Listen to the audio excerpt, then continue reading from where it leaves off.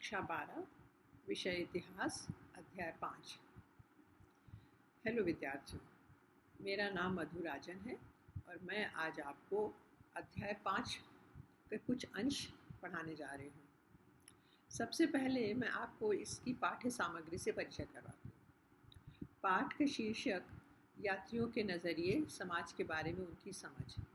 इससे हमें अंदाज हो जाता है कि ये पाठ यात्रा और यात्रियों से संबंधित है। अच्छा, ज़रा बताइए तो कि लोग यात्रा क्यों करते हैं?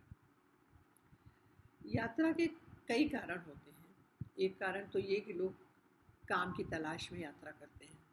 आपने भी देखा होगा कि आपके आसपास के लोग, मित्र या रिश्तेदार काम की तलाश में कभी गांव से पटना तक जाते हैं, तो कोई पटना से दिल्ली, कोई देश के भी बाहर चला जाता है, जैसे अमेरिका और ऑस्ट्रेलिया या यूरोप और मिडिल ईस्ट। तो ये तो एक कारण हुआ। कुछ लोग उसमें से वहीं जाके बस भी जाते हैं और कुछ थोड़ा दिन काम करके वापस आ जाते हैं।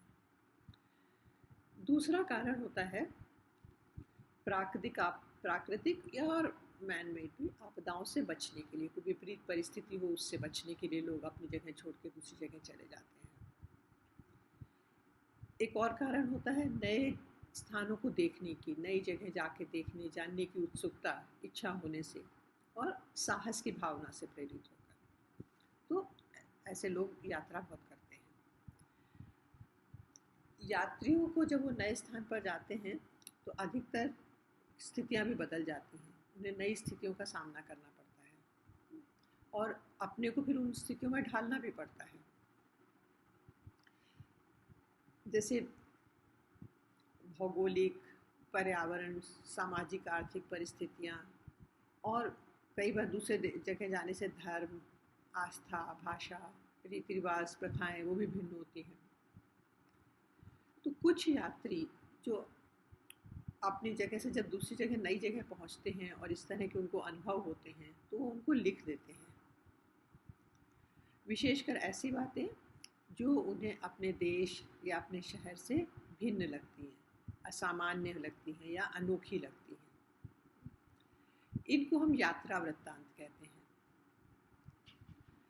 इन यात्रा वृत्तांतों में ये यात्री की रुचि है उसका भी महत्व होता है। तो कोई तो राजनीतिक स्थिति का वर्णन करता है और कोई सामाजिक प्रथाओं का, कोई और वहाँ के व्यापारिक ढांचे के बारे में बताएगा, तो कोई किसी का ध्यान वहाँ की स्थापत्य कला और इमारतों पर जाता है। तो हमारे पास भारत में आए हुए विदेशी यात्रियों के बहुत सारे वृत्तांत हैं। जो बाहर से आए, भारत के बाहर से, और इवन भारत में रह के भी मुगल काल में, और जो लोग इधर एक जगह से दूसरी जगह जाते थे देश के अंदर भी, उनके वृत्तांत भी हैं। पर दुर्भाग्यवश हमारे पास महिलाओं के लिखे हुए वृत्तांत न के बराबर हैं। खैर, लेकिन अब एक प्रश्न ये भी है, शायद आप भी सोचोगे कि हम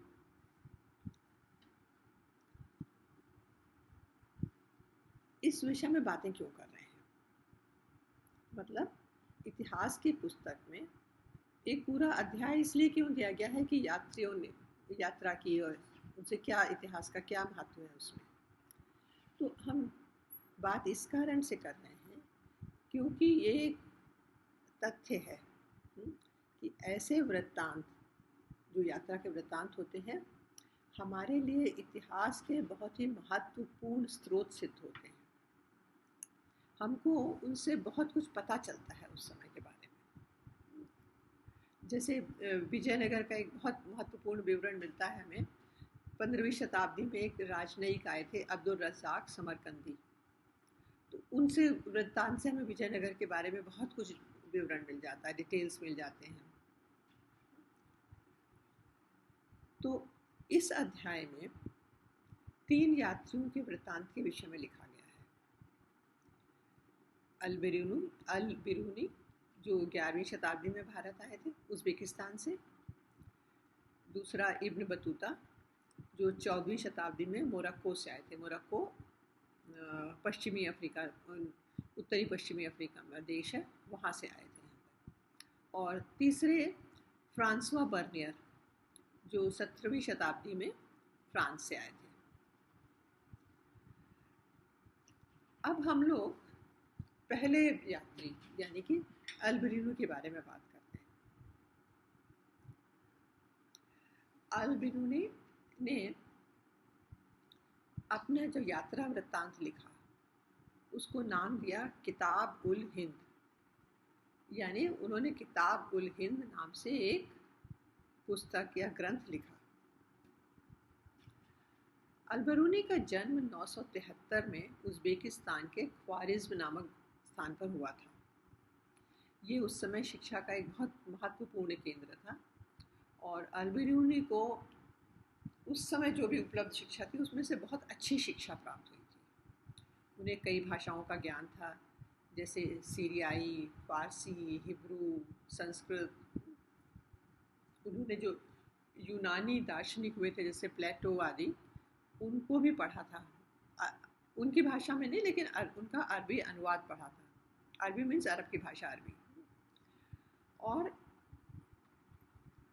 तो क्या हुआ कि सन 1017 में महमूद गजनी ने ख्वारिज़्म पर आक्रमण किया और उसके बाद वहाँ से वो कई सारे विद्वानों को और कवियों को अपने साथ अपने देश ले गया। अल्बेरूनी भी उनमें से एक थे। गजनी में रहते हुए अल्बेरूनी को भारत के विषय में रुचि जागी और वो भारत की यात्रा पर निकले। पर इसका क्या कारण था?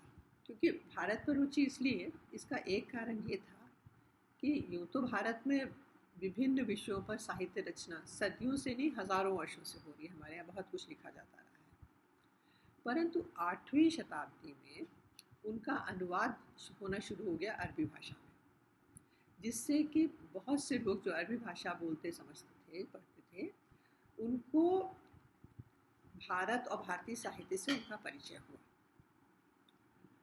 दूसरी वजह ये थी कि गजनी ने आक्रमण करके पंजाब को भी अपने साम्राज्य से जोड़ लिया था। उसके फलस्वरूप जो स्थानीय लोगों उनसे संपर्क बढ़े और एक दूसरे के प्रति विश्वास का वातावरण बनने लग गया था। यहाँ पर आपको एक ये बात बता दूं कि यद्यपि आपके अध्याय में नहीं लिखा है, पर कहते हैं कि अल्बेरूनी महमूद गजनी के साथ ही भारत आए थे। महमूद गजनी ने जब आक्रमण किया था भारत पर, और वो उनके साथ में आए थे। मैं आपको ये विशेषकर इसलिए बता रही हूँ क्योंकि आपके जो वस्तुनिष्ठ प्रश्न आते हैं एक एक नंबर के, उनमें कई बार ये प्रश्न पूछा जाता है कि अल्बेरूनी किसके साथ भारत आए थे। अल्बेरूनी की यात्रा का कार्यक्रम स्पष्ट नहीं है, कहाँ से कब गए, कैसे कहाँ कहाँ गए, कुछ नहीं, परंतु ये स्पष्ट लगता है कि उन्होंने पंजाब एवं उत्तर भारत के कई हिस्सों की यात्रा की थी। उन्होंने न केवल संस्कृत भाषा सीखी, अपितु कई वर्ष ब्राह्मण पुरोहितों तथा विद्वानों के साथ बिताकर संस्कृत, हिंदू धर्म और दर्शन का ज्ञान भी प्राप्त किया। अब चलिए हम बात करते हैं उनकी किताब, जिसका नाम अभी मैंने बताया, किताब उल हिंद। ये अरबी भाषा में लिखा हुआ एक ग्रंथ है और काफ़ी बड़ा ग्रंथ है, जिसमें 80 अध्याय हैं और इसमें अनेकों विषयों के ऊपर लिखा गया है, जैसे खगोल विज्ञान होता है, एस्ट्रोनॉमी, जो तारे नक्षत्रों के बारे में जो विज्ञान होता है उसको कहते हैं खगोल विज्ञान। तो उन्होंने इस ग्रंथ में खगोल विज्ञान के बारे में लिखा है और कीमिया, धर्म और दर्शन, सामाजिक जीवन, त्योहार, रीति रिवाज, प्रथाएं, भार तौल तथा मापन की विधियाँ, मापतंत्र विज्ञान, कानून, मूर्तिकला आदि तरह तरह के विषयों पर उन्होंने लिखा है इसमें, तभी 80 अध्याय हैं। उनके स्वयं के अनुसार उन्होंने ये ग्रंथ उन लोगों की सहायता के लिए लिखा था जो हिंदुओं से धार्मिक विषयों पर चर्चा करना चाहते थे, और दूसरा ये था कि ये एक सूचना का, इंफॉर्मेशन का संग्रह जैसे था। तो ऐसे लोगों के लिए जो हिंदुओं से संबद्ध होना चाहते थे, जुड़ना चाहते थे, किसी भी कारण से हो सकता है, अल-बिरूनी ने अपने जो अध्याय लिखे हैं अधिकतर, वो एक ही विशिष्ट शैली में लिखे हैं। जैसे उसमें आरंभ में, अध्याय के आरंभ में एक प्रश्न होता है और फिर संस्कृतवादी परंपराओं पर आधारित वर्णन और अंत में अन्य संस्कृतियों के साथ एक तुलना। आज के कुछ विद्वानों का कहना है कि ये जो लगभग ज्यामितीय रचना की है उन्होंने, इसका कारण था कि अल-बिरूनी को गणित पर के ऊपर बड़ा झुकाव था, उनको गणित से बड़ी रुचि थी। उस समय जो भाषाएं थी यहाँ पर, संस्कृत, पाली और प्राकृत भाषाएं वगैरह, उसमें जो उनसे जो अनुवाद हुए थे, अल-बिरूनी को पता थे उसके बारे में। क्योंकि ये अनुवाद जो अरबी भाषा में हुए थे, ये कोई एक विषय तक सीमित नहीं थे। इनमें मतलब बहुत सीरियस गंभीर विषय जैसे खगोल शास्त्र और चिकित्सा जैसे विषय भी थे, और दंत कथाएं और ये सब भी था। लेकिन अल-बिरूनी को इनकी लेखन सामग्री और शैली से संतोष नहीं था। वो चाहते थे इसमें सुधार होना चाहिए। अच्छा, अब है कि जब अल-बिरूनी यहाँ पर आए तो कोई सोच सकता है कि जैसे मतलब वो आए या यात्रा करके आ गए और बड़ी आसानी से सब कुछ उन्होंने विवरण लिख दिया। नहीं, ऐसा नहीं होता है। ये ऐसा सोचना गलत होगा। सबसे पहली बात तो ये कि उस समय में यात्रा करना ही एक बहुत बड़ा काम था, जोखिम का कार्य होता था। क्योंकि आपको अंदाज होगा ना, उस समय साधन थे यात्रा के, ना सड़कें थी ठीक से, सब तो यात्रा करना ही मुश्किल था। लेकिन यात्रा के बाद भी अल-बिरूनी ने लिखा है कि कुछ और बाधाएं और अवरोध भी उनको आते थे, उनको और सब यात्रियों को आते हैं। वो क्या अवरोध होते थे? सबसे पहला अवरोध या सबसे पहली बाधा जो उन्होंने बताई यात्रियों को, जो झेलनी पड़ती है, जिसका सामना करना पड़ता है, वो थी भाषा की। क्योंकि जब कोई नई जगह जाते हैं तो भिन्न भाषा होती है, तो जब भारत आए तो यहाँ पर भी भाषा भिन्न थी। स्वाभाविक भी है कि यहाँ भिन्न भिन्न भाषाएं होती, भारत में हमेशा से। तो अल-बिरूनी ने यद्यपि संस्कृत सीख ली थी, परंतु उनका कहना था कि संस्कृत और अरबी फारसी में इतनी ज़्यादा भिन्नता है, बिल्कुल ही अलग तरह की भाषाएं हैं, कि एक भाषा से दूसरे भाषा में विचारों को और सिद्धांतों को अनुवादित करना सरल नहीं था। संभव है आपने भी कभी ये महसूस किया होगा कि अपनी भाषा का कोई शब्द अगर आप अंग्रेजी में कहना चाहो, तो जो उसके ट्रांसलेशन से उसमें अनुवाद करके जब आप अंग्रेजी का शब्द बोलते हो, तो आपको लगता है वो मतलब नहीं निकल रहा है ना, क्योंकि हर भाषा का एक अलग तरीका होता है, अलग शैली होती है, उसके भाव अलग होते हैं। तो अल-बिरूनी ने न केवल यात्रा वृत्तांत लिखा किताबुल हिंद नाम से, उन्होंने इसके अलावा भी कई सारे अनुवाद भी किए संस्कृत से अरबी भाषा में। और इसमें एक बहुत महत्वपूर्ण है जो पातंजलि द्वारा लिखित व्याकरण ग्रंथ, उसका भी उन्होंने अनुवाद किया। इसके और ये अनुवाद खाली एक ही तरफ नहीं हुए थे, मतलब एक तरफ तो उन्होंने संस्कृत से अरबी में अनुवाद किया, दूसरी तरफ उन्होंने अपने कुछ भारतीय ब्राह्मणों सी के साथ ही रहे हैं वो ज़्यादातर, तो ब्राह्मण मित्रों के लिए एक प्रसिद्ध यूनानी गणितज्ञ यूक्लिड के कार्यों का संस्कृत में भी अनुवाद किया। वो इतना सारा कुछ कर सके क्योंकि उन्हें कई भाषाएं आती थी। तो एक तो ये बाधा उन्होंने बताई कि भाषा की बाधा होती है, जिसको कि कम से कम हम देखते हैं अल-बिरूनी ने बहुत अच्छी तरह से संभाला और स्पेस किया, उसको सफलता भी पाई। दूसरी बाधा या दूसरा अवरोध उन्होंने बताया कि धार्मिक विभिन्नताएं, भिन्न भिन्न प्रथाएं।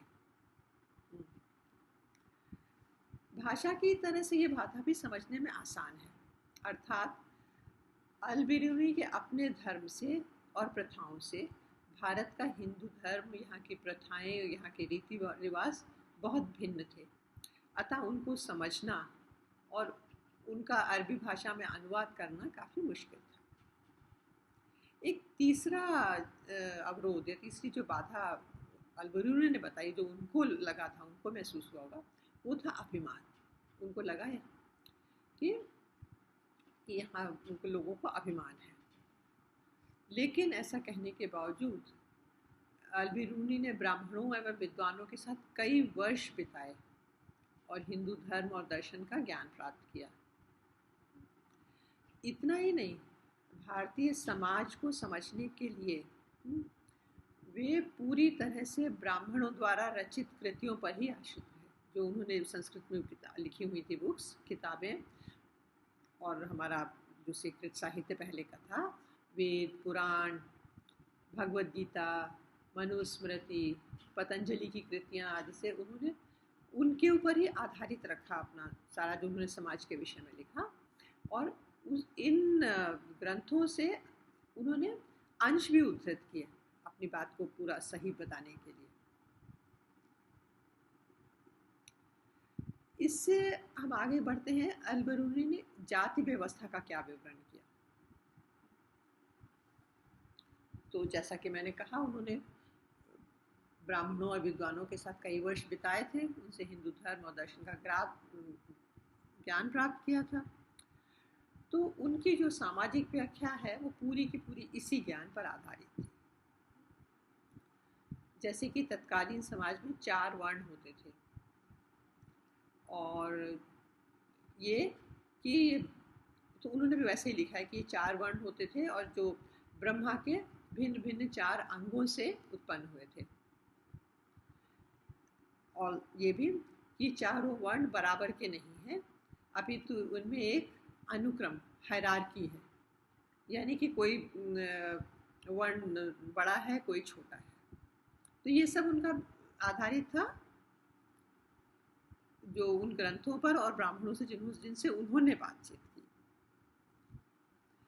ये हालांकि उन्होंने उन्हीं पर आधारित किया अपना सारा ज्ञान और अपना जो लेखन, लेकिन इसके बावजूद अल-बिरूनी ने अपवित्रता की मान्यता को स्वीकार नहीं किया। उनका कहना था कि अपवित्रता की संकल्पना, उसकी सोच प्रकृति के नियमों के विरुद्ध थी। हर वस्तु जो अपवित्र हो जाती है पुनः अपनी पवित्रता की मूल स्थिति को प्राप्त करने का प्रयास करती है। अर्थात कोई भी वस्तु, और हम संभवतः इसमें व्यक्ति भी जोड़ सकते हैं, जो एक बार अपवित्र हो गई या उसमें कोई कमी या दोष हो भी तो वो अपवित्र ही नहीं रहती, या सदा उसी दोष के साथ नहीं रहती है, वो उसमें सुधार का प्रयास करती है।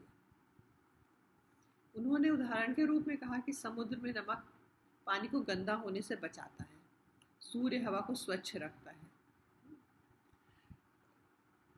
अल-बिरूनी ने जोर देकर कहा कि यदि ऐसा नहीं होता तो पृथ्वी पर जीवन असंभव होता। तो हम ये देख रहे हैं कि अल-बिरूनी का विवरण उनकी उस समय के समाज की समझ पूरी तरह से संस्कृत ग्रंथों पर आधारित थी। इन ग्रंथों में एक दृष्टिकोण से लिखा गया है। यह आवश्यक नहीं है कि समाज भी पूर्णतः उसी आधार पर चलता हो। हम देखते हैं कि समाज में लोग और समूह में जो रोज़मर्रा की ज़िंदगी है उसमें हमेशा शास्त्रों का शब्दशः पालन नहीं करते हैं। समाज के अपने बदलते रहते हैं, आधार होता है शास्त्रों का, लेकिन वो बदलते भी रहते हैं रीति रिवाज और विचार। तो इसी प्रकार से अल-बिरूनी ने जिन ग्रंथों पर अपना विवरण आधारित किया, समाज में पूरी तरह से उनका पालन नहीं होता था। वर्ण व्यवस्था में चौथे वर्ण के साथ, हालांकि ये सच है दुर्भाग्यवश, कि चौथे वर्ण के साथ बराबरी का व्यवहार नहीं होता था, पर वे भी समाज के आर्थिक तंत्र में शामिल होते थे। ऐसा नहीं था कि वो बिल्कुल अलग थे समाज से, समाज के ही हिस्सा रहते थे। तो ये तो हुआ अल-बिरूनी के बारे में।